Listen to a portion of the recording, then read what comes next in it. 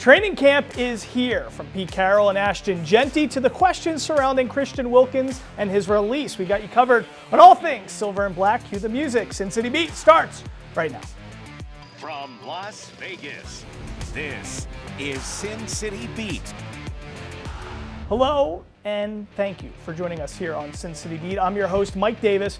Sin City Beat is the show that dissects the Vegas sports world through the eyes of the reporters and storytellers leading the charge. Joining the action on the panel, we have Ray Brewer, managing editor of the Las Vegas Sun, Jason Page, host of Sports Wrap with Jason Page, which, by the way, you can find on the Silver State Sports and Entertainment Network. Kind of throw that in there. And last, but certainly not least, our very own Vince Sapienza, reporter and anchor with Fox 5 Las Vegas and host of the Morning Tailgate on Raider Nation Radio. So thanks so much for joining us, guys. Let's talk about this. It's the transaction the entire sports world is frankly talking about. The Raiders make the move to cut defensive tackle Christian Wilkins. Now, just a year ago, Las Vegas signed the former Miami Dolphin to a 4-year, $110 million deal. Raiders fans only got to see 5 games of that Christian Wilkins and Max Crosby tandem experiment. And now we're left wondering what happened. Was it strictly injury and rehab related due to his fractured foot, or rather a fracture in the locker room? News reports from Josina Anderson and Adam Schefter suggest maybe the latter. So Vince Sapienza, what's your take on this debacle? Well, I'm not going to disparage anybody else's reporting, but I will say there was clear frustration with the rehab process for Christian Wilkins. Obviously, he was on track. He was rehabbing really well. He was trying to get back late in the season, but once the season was lost, they just said rehab, figure it out. When OTAs started, something between then and the end of the season, a setback happened, something with Christian Wilkins' foot. Whatever it was not good. Pete Carroll at the time talked about how it's going to be a long and enduring process, but from then until now, something else changed. And whether that was an impasse about what his rehab was going to look like moving forward, or the fact that it was a new regime and a new leadership at the top that maybe didn't view him as the $110 million defensive tackle that the previous regime did. This, to me, is an example of two things can be true. I think there was an issue with the rehab process and how to move forward. I also think that maybe the regime currently didn't see him the same way as maybe the Tom Telesco-led regime. Okay, now let's just bring all of this into the frame for everybody at home. So Tom Telesco signs this guy. He was considered widely one of the biggest prizes in free agency, especially coming from Miami, and what he did there as a defensive tackle. Now, what's crazy here is we're showing some of this on the screen right now. This Jones fracture injury that Christian Wilkins got was from celebrating, number one, which is crazy. You see it right there. So that's a surprise just with that alone. Then on top of it, these reports we're hearing now about him kissing the forehead of a player. And I'm from New Jersey, so I say forehead a little weird. Forehead, but I say forehead. That's strange in itself. So Jason Page, tell me, well, how are we supposed to unpack all of this when you have a celebration that causes an injury? It's the icing on the cake. And then you have kissing a guy on the forehead now. Kissing the guy on the forehead thing was the icing on the cake. Clearly an HR violation, but I don't know if it was anything more than that. It sounds like, well, and the reports, we don't know. We're just, yeah, these are. We heard about the reference that Adam Schefter made, and I heard him talk about it again this morning. And it sounds like it was still more about the way he was rehabbing the Jones injury than it was the idea of him kissing somebody on the forehead. That sounds like it was just sort of the tip of the iceberg for a guy who's always been quirky. Right. You know, that he went and did this to somebody in the locker room, and you know, I'm sure eventually we're going to find out. Again, we're going to find out at some point what probably really happened here. Somebody's going to come out and sort of spill the tea. But I think ultimately this was more about how he was rehabbing. It's so funny because everybody starts rehashing clips and viral things from Clemson. My producer James is talking about the split that he did while at Clemson. So it's a lot of stuff. But Ray, you and I, every time we greet each other in the Fox 5, green room, and before we come up here to our beautiful loft, we always kiss each other on the fire. So that's something you and I just do Very together. uncomfortable. And we're comfortable with it. But tell me, how are you unpacking all of this information? Are you sad because for Raiders fans to see Wilkins paired with Max Crosby and Kuntz coming back, this would have been a really exciting thing to witness. But now, no more Wilkins. So credit to the Raiders because clearly it wasn't meshing. And They cut bait when they needed to. Forget about the financial ramifications. If the chemistry's not working, forget about, football is about tackling and running and blocking, sure. But football, of all sports, you have to have that chemistry. And there was something that wasn't meshing with that player and the team. And shout out to the Raiders, because it wasn't a guy they signed. They saw the problem and they said, hey, let's just figure it out later. Let's cut our losses. And they cut their losses. And great, I love that the tea will be spilled later instead of the beans, but we'll figure it out later. But who cares now? You got a season on the horizon. Everybody's optimistic. Pete Carroll's bringing a ton of energy. And this was, black smoke over the team. Well, it's gone now. I always laugh at the chemistry thing, though. Teams win, they have great chemistry. Teams lose, they have sucky chemistry. You know what I mean? Like we always say, well, locker room culture and all of those things. Yeah, it was real great when locker room culture is great, when a team is winning. Everybody's like, oh, the culture's great. It's easier to have a better culture when things are going in the right way. But this is a new regime. It's a new regime. It's new coach, new GM, new OC, a lot of newness. So it's interesting, and I think this is definitely a sign of a new era ahead for the Silver and Black. We got to go to the break. What do you want to say real quick? What has been a clean off season, that was the dark cloud. The adults are in the room now with the Raiders in terms of cutting bait and moving on when things aren't going the way they want them to. Move on, get it done, put it in the review. All right, we got to move on ourselves. Now, there's an exciting reunion going down in Vegas. Pete Carroll is teaming up again with Jamal Adams, but there's a new wrinkle that might have football fans intrigued. More on the move after the break. You're watching Sin City Beat.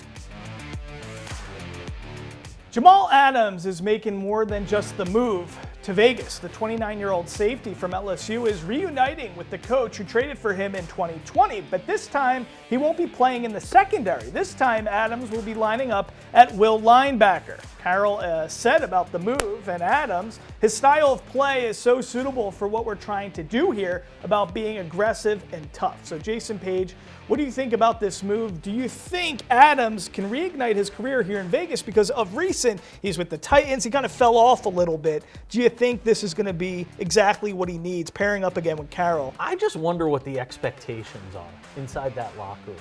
Not even so much what we're talking about. I wonder what the Raiders themselves actually as an organization think of Jamal Adams. Like if this is just a roll of the dice, hey, let's take a shot on him, reunite him with Pete Carroll, get him back into those sort of vibes. I just wonder if I think they're questioning it, not in a bad way, but I think they're looking at it the same way a lot of us are. Like, we don't know what we're getting here.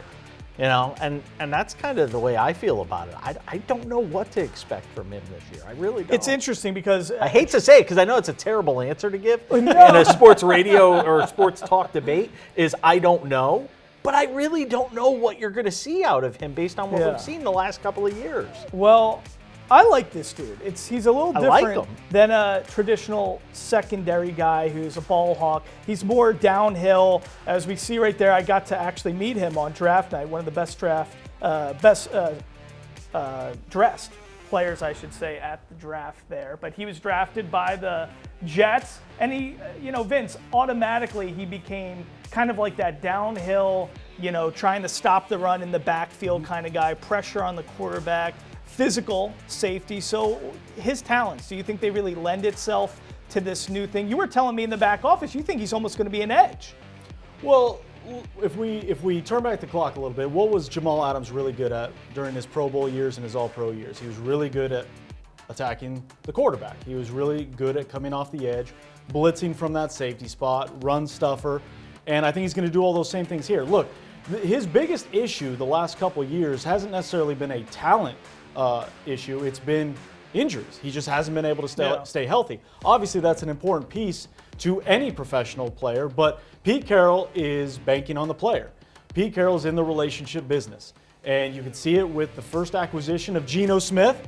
There's your Geno plug right there. And you're seeing it right here. Pete Carroll was asked, what did he learn from Geno Smith this past summer? He said, absolutely nothing. I couldn't know the player any better than I already do. The same is true for Jamal Adams. He knows the player. He knows how he ticks. He knows what he's good at, and he knows what he's not good at. You're not going to ask Jamal Williams to play cover 3 and defend the pass. You're going to ask him to be that hybrid safety. You give him the safety tag. He's a linebacker. He's going to go after the quarterback, and he's going to stop the run. That's what he's good at. And if Pete Carroll knows anything, it's knows what his players are best at. And so when you get a Jamal Adams, a nasty, violent, physical, run-stuffing guy who's going to go after the quarterback, I think it's all reward, zero risk, because what are you paying the guy? Next to nothing in comparison to the rest of the defense. But is he still physically the same guy that Pete Carroll knew? He looks like a monster out there in training camp. Does he? Day 1 of training camp, he was running with the 2s, and there was some rotation with the 1s. So, I mean, again, it's early on in training camp. Right. Take that with a grain of salt. But you're right. The availability is going to be the biggest part of it. Yeah, I mean, I Ray, just what do you worry think? that Carroll might be guilty of grabbing players that he is familiar with and that he's comfortable with and that he knows who have given him success before, but might be a little past their window of having successful runs. I think a lot of it is building the expectation. I hate throwing the word culture around because I think it's the most overused word in sports, but I think building a foundation with this team is extremely important to Pete Carroll, and he can have all the energy and all that's great, but it's the players who dictate the locker room, right? So maybe bringing in a guy like Jamal Adams, who we all questioned, I'm going to speak for all of us here, we all question one of the biggest weaknesses on this team is the secondary. It's a very young group. It's a lot of potential, a lot of woulda, coulda, maybe. Maybe bringing in a guy like Jamal Adams in that group and putting him in that room to remind people what the expectations are, remind them of what it looks like. Maybe not from a physical standpoint. We'll see what he can pitch in during the regular season, but I think a lot of it is building that foundation for Pete Carroll right now. That mentality. Okay, guys, next up, a tough one for our panel. The offense or the defense? Which has our panel more worried? Don't go anywhere. More Sin City Beat ahead. Okay, last year the Raiders ranked 27th in total offense, averaging just over 300 yards per game. Now they ranked 13th in the league when it came to passing, and dead last in rushing. Now when it comes to defense, the Silver and Black allowed 25.5 points per game, which ranked 25th in the league. But it's a new day for the Raiders. New head coach, new OC, new GM, new QB, and of course Ashton Jeanty. Now this is all leading a true culture change. So Ray Brewer, the tide is already shifting, but I want to know, this season, which side of the ball are you more concerned about, offense or defense? I'm more concerned about the offense. Ashton Jeanty could be the next great Hall of Famer that we've already anointed him as, but he is yet to carry the ball in an NFL game. He's got a lot of tread on the tires from Boise State last year, and Geno Smith still needs to complete a pass to at least give the threat. Are you that being the Raiders, facetious about Ashton Jeanty? Come on, you gotta love Ashton Jeanty. Come on, I right? mean, he's got the potential to be great, and he's looked good with no pads on in practice. Look how with nobody. good that guy looks. I mean, He's running an out route at a park in Henderson. Can we at least wait till somebody's trying to pressure Geno Smith? No, we can't. Ashton Jeanty is. Come on, dude. He's got the potential to be good. Can you let us football fans get excited? We've anointed him as Can we be excited? let's get the Brinks truck for the second contract. Can you let us have one thing, Ray? No, let's just take some guarded optimism here. They've yet to play a game. They're in a really tough division, and their quarterback, while everybody except me seems to think he's passable, is still suspect at best, and he's 34 years old. What's that line, Mark Wahlberg and Will Ferrell? Like, you gotta let me fly. I'm a peacock. I'm a peacock. You gotta let me fly. Like, let's just be excited. I mean, okay, Vince. So we got the reality check from Ray. And we love Ray for that. Ray. There's two stories to every tale. But come on. I mean, when you now you're off the momentum of Brock Bowers, who was transformational as a rookie for this team. You now add Ashton Jeanty, 6th overall pick. I mean, you got to start getting excited about this offense. Wouldn't the offense be less of a caution for you? If I were to play devil's advocate, and I keep going back and forth, but I think I would have more questions about the defense by a hair. And only a hair? Only a hair, and only for the simple fact that the entire linebacker core is brand new. You're mixing and matching a brand new linebacker core. Max Crosby is your constant. Adam Butler is older. He's a fine defensive tackle. I think he's a little underrated, but he's not a world beater.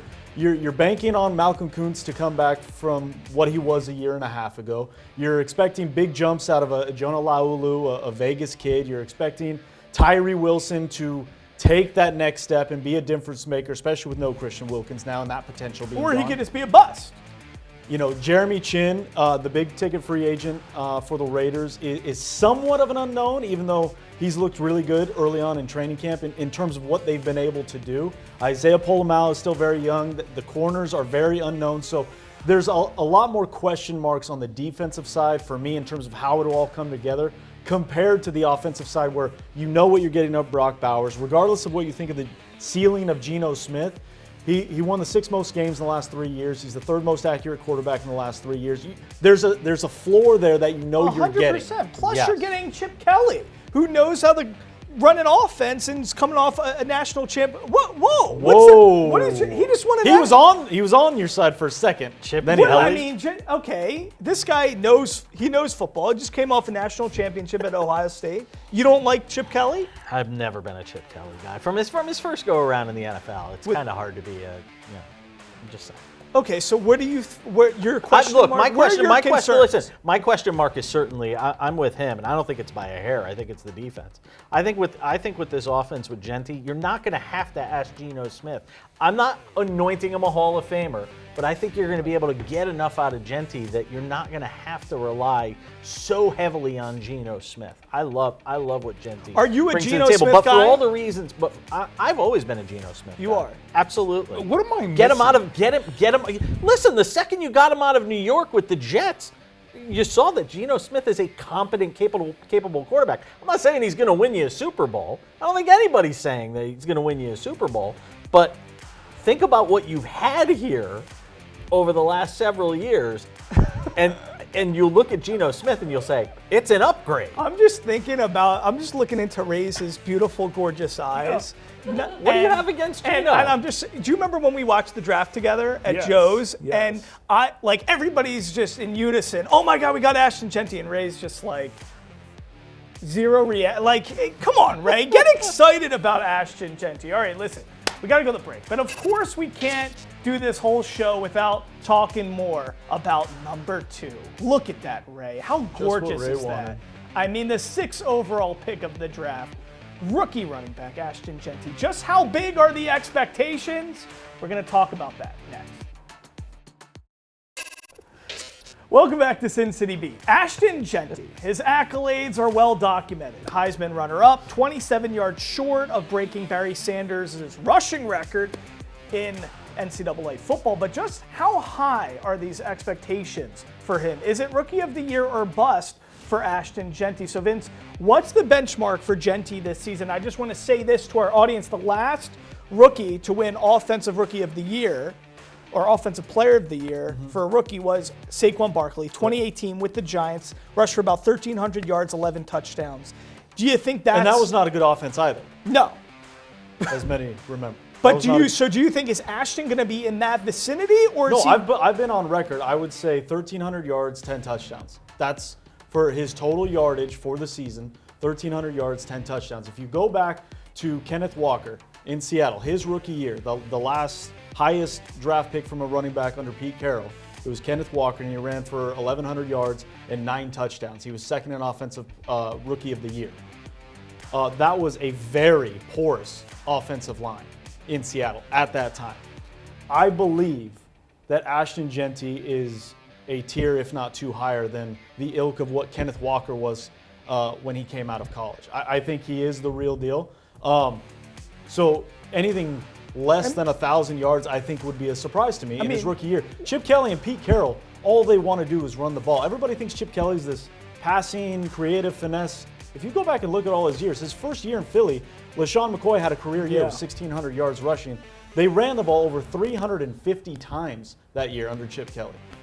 Ashton Genty is going to get similar volume here with the Raiders, regardless of how good the defense is. I mean, look at this right now. Ray, look at what we're watching of Ashton. Stop. The last time I was this excited. Stop. I mean, it's honestly. Stop this. Do you guys remember The Mask with Jim Carrey and when you saw Cameron Diaz for the first time in The Mask? God. That's what I'm looking at right now. This is Cameron Diaz in The Mask. I mean, this is what I'm talking about. Ray, what were you posing to us before? On social media, I see 100 high school kids with the same Yes! He's running with nobody guarding him. I get it. He's physically He gifted. looks really good doing it, though. He's physically gifted. He looks really good. Question, what's the timeshare going to be back there? He's the clear. Well, they do have Raheem Mostert now. Yeah, is he the clear one? Is he going to play all 3 downs? Is he going to get 20 touches a game? What Red zone care. I'm Yeah, curious red to see zone. deep in the red You zone. know, how involved is he going to be? Love the Kenneth Walker stat, but historically, rookie running backs are 100%. okay. If So- he's one of those, if he's in the 600 to 800 range for the year with maybe like I mean, 6 that'd to be 8 touchdowns, devastated is heartbreaking. I wouldn't say though. I'd say underwhelmed for sure. 800 yards would still be underwhelming. If you go back, 17 games. if you look back at the history of Pete Carroll and Chip Kelly offenses, the number one running back when they've had a true number one guy, LaShawn McCoy, a Marshawn Lynch, or Kenneth Walker in that case when he was the guy in Seattle for that short time, the average carries was between 17 and 19 carries per game over the course of a season. So you add an extra game on for Ashton Genty, you're looking at about 350, 360-ish type carries a game. To me, if you're getting 19 carries a game, you are the undisputed number one bell cow of this team. I don't believe Pete we Carroll got for 30 a seconds. second There's no that it's a learning committee. curve for a rookie. No, not at the 6th overall pick. Okay, Can't 6 be. Overall Park. Listen, And we're not all with the tread excited on the about tires, this. like you said. Vince Sapienza, Ray Brewer, Jason Page, I'm Mike Davis. Thanks so much for joining here on Sin City Beat. We'll see you next time. Until then, keep watching those clips of Ashton Genty. Maybe even go back and watch them. Look at this jacket. I love this jacket.